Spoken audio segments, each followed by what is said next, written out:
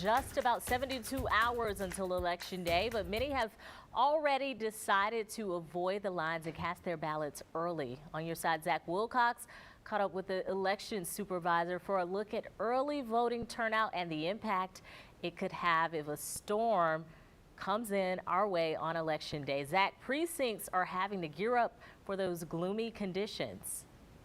Yeah, Destiny, they're working on that right now. More than 175,000 people in the county have already cast their ballots, but that election supervisor says they typically expect the biggest crowds on Elections Day. So the elections office is optimistic they'll still hit the projections despite those possibly gross conditions outside.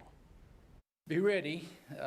We think it's going to be a huge turnout. This is looking that way, and we might have to go back to our crystal ball and move the numbers a little bit. Duval County Supervisor of Elections Mike Hogan told me 2 weeks ago when early voting started, they were projecting about a 60% turnout, or 3 out of every 5 registered voters.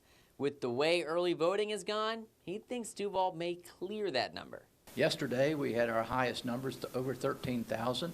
We're already over 25% of the voters have voted, so it's looking good. That does leave more than 200,000 expected voters who have yet to cast a ballot with only 1 day left of early voting and some less than ideal conditions for Election Day itself. If it rains, they disappear. I guess they think they're going to melt. While the weather may be a bit unpredictable, voters can rest assured that if they do brave the elements to get to their precincts, they'll be open.